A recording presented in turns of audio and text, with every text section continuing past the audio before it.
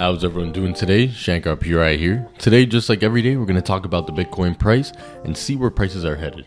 We're also going to look at some altcoins and just give you a perspective on, how the markets can perform, whether we're at the bottom, whether we're going lower, just so you guys can get kind of an insight of, what could potentially happen.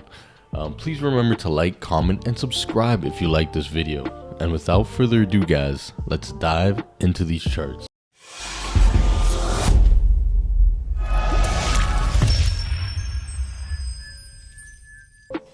All right. So we're going to take a look at this heat map here.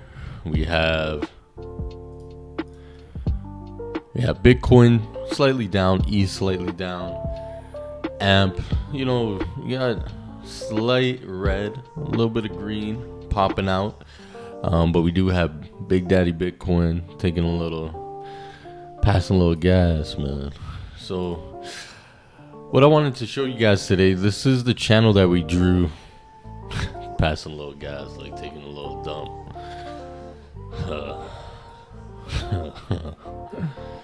Alright, so this is a rising channel that we have here, guys, and so it looked like we were going to break down. I actually took a trade, took some profits, but I thought we were going to break down even lower, but we've come back into this channel.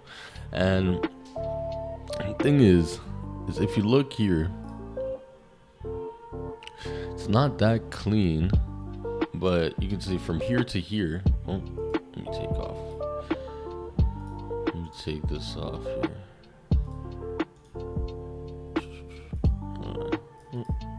There we go, stop. So right here, depending on the time frame we're looking at, so let's just zoom into the 15-minute. So this right here could be considered as a chalk or however you guys want to pronounce it. So what this is in the chart is a change of character. So, or you can call it a break of structure, chalk. First higher high from these lower highs. So we made a higher high and we made a higher low. So technically, at the moment, in the short term, we are looking like in the short term we could potentially come up to this channel here. There is to the top of this channel. But you want to be aware that though we're temporarily, we made this uptrend, it doesn't mean it's a bottom, because we are in a long-term downtrend. So looking at the day-to-day, you might get faked out and say, hey, we're in an uptrend, but guys, we're in a downtrend. We're in a long-term downtrend right now. That started from November of last year. So we are still in a downtrend, but for taking trades, if you're going to take a trade, this is a change of character. Structure has been broken. So, we are inside this pattern. And like I said yesterday, if we broke down, which we definitely did broke down, but we came back inside. If we came back inside, we could reach the top of this band. Definitely a possibility. Anything is possible, and it's not, we just assume that it ranges until it doesn't. So we assumed that would range. It looked like we were getting a strong breakdown from this daily resistance zone. Got faked out, came back into the pattern. No problem. If I were to get in, maybe here after I recognized a change of character in the short-term price action. But on the daily, we're still looking slightly on the daily. We're still in the bear trend. That's at best consolidation, but we're not in a bull market. I don't know why people keep saying we're in one. I could be wrong. We could definitely tomorrow pass 60K. Anything's possible. But one thing I've learned from these charts is Just deal with what's in front of you. Don't worry about what you think or what should happen or anything. All of that is ego. Just deal with what's in front of you. Take your profits when you can. Grow your portfolio. Look at cryptocurrency just as another asset. It's so new right now. And one thing that a lot of people who are in crypto don't realize is crypto's not the only asset that can 5x in a day. I have a friend that trades low floats, and sometimes some of these low floats are going up 2, 3, 400%, 200%, 100%, in a day, in 2 days. So just think of crypto as an asset, just like everything else, and just treat it as such. Don't get too emotional about it. Anyways, maybe I'm just talking to myself and reiterating it to myself.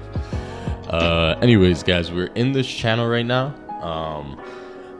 We could break down. Well, we've broken back in. We could definitely come down here. Now, honestly, the price has just come up, faked out, came up, faked out, got a fake out here, got a fake out here. So, honestly, it's been a lot of people's money has definitely been taken, because a lot of people who are breakout traders definitely are setting their break and then setting their targets, price coming back into the channel, and you're getting stopped out, right? So I could definitely feel the frustration if you're a breakout trader only. It's something that I think everyone at the beginning of trading learns, but and it does work. It definitely does work. But at this moment, the way the market is, breakout trading may not be the best situation and trading style at the moment. And I think, I think just in my short experience is that there's a time and place for every strategy, and I don't think one is better than the other. I just think you have to identify which one's working right now, and that just takes time and practice. So I haven't been really breakout trading as much as I was last year, So, and the market has been harder this year. I've actually been doing better this year than last year, so that's a good sign. Okay, anyways, stop my rambling. So let's just clear out all that all these lines. I just want to get rid of it for you guys. There's definitely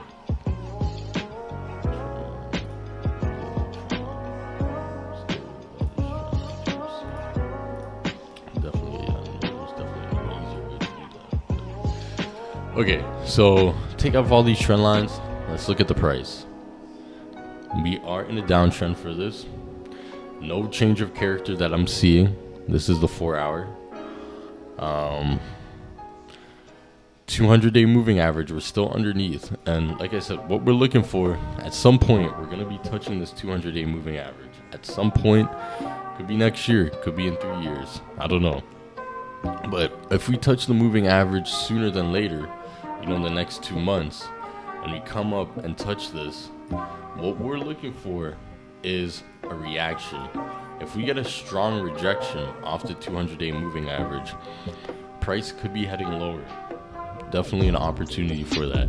If we break, maybe hold, and then cross here, could be a good sign that we'll be heading further up. But you want to be cognizant of the fact that, we're in a bear market right now, guys. But I don't know how else to put it, Lower highs, lower lows. The market structure is bearish. A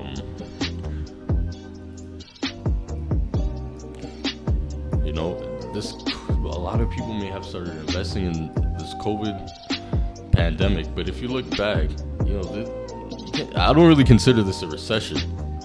I think what is going to be happening is going to be a recession. And the greatest thing is you could look back on these charts. You can look back on these charts, and if you look, if you finish high school to grade 10, you know enough about history and to look back and just oh yeah, this happened in 2001, this happened in 2008, if you're just alive at that time. And that's why I love trading, because you don't really need anything, man. You just need your common sense and a good mindset, a strong mindset, because you're going to be losing a lot, and consistency, and a couple other things. Okay, so December 2007, guys, and the reason why I'm saying we want to see what the reaction is, because when we got a reaction here, a lot of people may have said, oh, we were coming above the 200, and then we didn't, and we completely just fell, right? And the one thing is from 2008, let's say you bought over here in 2008 on the decline, which we're at right now. So let's draw this trend line right here. Let's just draw this little trend line right here, brother. Pull this out. Okay. So this is, so you would be back at break even in 1,570 days. How many years is that? It's probably like 3 years, 4 years, right? So you would have been break even at that time, so, and then, if you bought it over here, 2,000 days, it's probably like 3 to 5 years, I think. Which 3 to 5 years is actually not that long of a time.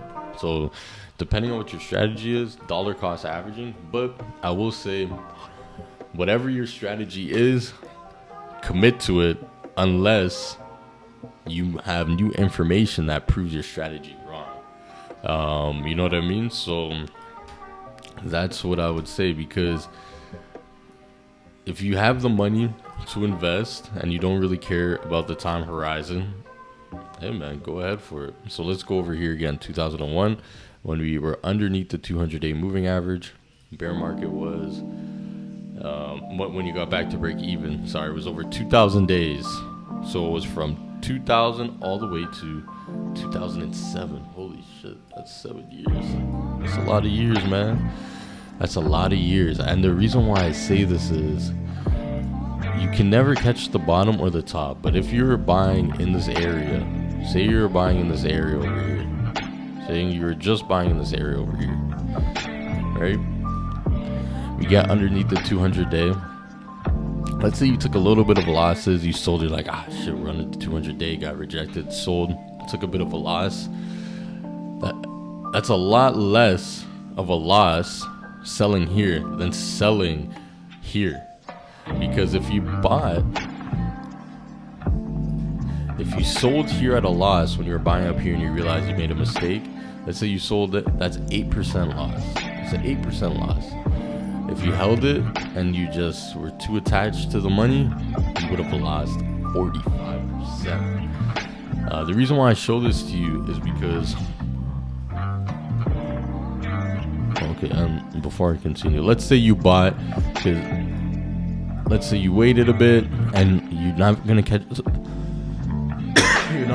the bottom. So let's say you wait until the 200-day crossed. Let's say you even bought on the first retest of the 200-day, which is over here. Let's say that's your strategy. Once we break the 200-day, I'm gonna buy on the first retest. So let's say you bought over here. You missed that. You would have maybe missed this move, whatever. But buying here, all the way up to here, you would have made a profit of 41% instead of losing 46%. So you wouldn't have caught the bottom, but you definitely, did insulate yourself. And then, the market came down a bit. Again, under the 200-day, maybe you would have sold here, right? Maybe you would have sold here after the bearish retest of the 200-day. 31%. All right. So just to kind of put things a little more into perspective, you don't have to buy the top. You don't have to buy the bottom of the markets. And I'm going to get into some altcoins for you guys, but I want to show you, just a little something. want to show you this, man. Like, I want you to see this. So we have Solana here. Well, actually, let's compare a coin that was here in the last cycle. So let's look at Cardano. So we have Cardano here. We have Cardano here. All right, I'm gonna go over here in 2017. So 2017, Cardano was 2 cents. It's gonna be the Ethereum killer. Who knows? I have no idea. I don't run the company, so I can't tell you if it will be or won't be. Went from 2 cents all the way up to $1, all the way down to 2 cents. The reason why I wanted to show you guys this is because a lot of people are buying a lot of altcoins now, thinking that, yo, I'm getting a discount, it's cheap now, buy the dip. But there is a possibility that the dip can keep on dipping. So let's look at, bro, and I'm just gonna pick, I didn't even look at these before. So maybe, okay, so 2016, boom, shakalaka, over here. Okay, so let's say you buy around here. So let's say you were buying Litecoin between $4 and $40. So let's say your average buy-in was like $10, and all the way up to 200. That's a 30x. Or sorry, yeah, that's a 30x. Is that? No, that is a 30x. From $10 to 300, 30x. Amazing. But then you didn't sell. And you say, man, I'm gonna buy it cheap, lower high, keep buying, and it goes back down to the average cost that you bought at $30 over here, but now you were buying over here, and now you're in the red. So I'm just saying this only because we have coins that have been in this cycle that are new. So let's look at we got Solana that is new, and it could definitely go lower, man. It could definitely go lower, or this could be the low. I don't know, but just be cognizant of that it could go lower. And I want you to keep something in mind that I'll bring up another coin that I know a lot of people know, Tron, TRX. Let's look at Tron. So in the last cycle, it went from less than a penny all the way up to freaking 22 cents. Then this cycle, if you're buying it for a penny and buying it for 3 cents. It went to 14 cents, 16 cents. That's like a 6x, maybe 5x. And the reason why I'm bringing this up is because coins that were in this cycle, they may not perform the way they performed this cycle, next cycle. Maybe the coins, like a lot of the coins that may perform well next cycle, may not even be here, may not even be made yet. DeFi is something new. We could have, the next coins. DeFi was the first, I think, real use case for financial. So now you could have real estate coins, and real estate coins can be very big. I remember in 2017 there was a coin called Salt, and even Aave was called ETHLend. Those things were new, but they came at the end of the cycle. So maybe look for coins that were new at the end of the cycle, and maybe those type of use cases could be what will perform well next cycle. Maybe real estate coins, tokenizing real estate, that could be the new thing. The reason why I say that is because when I came back into this cycle, in 2017, there's some coins that I looked at, VeChain, Icon, those they performed well in that cycle, and there was a lot of hype. And I didn't look at crypto for a couple years after that because I was just busy doing other things. And I came back 2020 just on time, baby. But I picked those coins. I was on time, but I picked the wrong coins because I had my bias towards them, and from the performance it did in the last cycle. So the reason why I say that is because now's the time to actually learn how to trade, chart, and do some fundamentals, read about these companies, understand them a bit, see how the trends were last cycle and the cycle before, make a game plan for the next one and stick to it. So yeah, guys, that's really all for today. I hope you've enjoyed. Please like, comment, share, and subscribe. And remember, keep a dime in mind, because that's what gets you through to the other side, so you can be a profitable investor and trader in the cryptocurrency market or in any market. Because at the end of the day, these are just assets, and they're just here to help grow and build a better life experience for ourselves. Don't be attached to anything. Who cares, man? You're the most important person in your life, and don't treat these material things like they're more important than you. So don't be losing sleep, because whatever's gonna happen is gonna happen. I had money in Luna 4 days before the crash. I switched it into UST thinking that was a smart play. My stable coin went down 30%. How in the hell did my stable coin go down 30%? You know what I mean? So I'm looking at the chart being like, man, I'm so grateful I transferred into the stable coin before Luna took a shit. And then my whole portfolio is looking like, whoa, like what's going on? How's this? But at the end of the day, if I knew better, I would have done better. So I just have to get better and get smarter. So don't beat yourself up. And I'm just reiterating this for anyone that's watching the videos. Anytime I log on now, it's just like people are just very upset or sad, and I know they're not tweeting about it as much anymore, but it's not like you're just gonna get over that tomorrow. So just forgive yourself, be happy that you're alive, be happy you have internet, that you can even partake in this industry that's gonna last, like this cycle we have like 10-20 years. So don't let anyone tell you this is the last cycle. They've been saying that for like the last 12 years. And bro, like the stock market just had a crazy cycle, and it's like one of the biggest markets in the world. So how are you letting these guys on Twitter tell you that this is the last cycle? Come on. All right, they don't even know what the hell is going on. So enjoy your day, stay positive, stay hydrated, and I'll see you in the next video.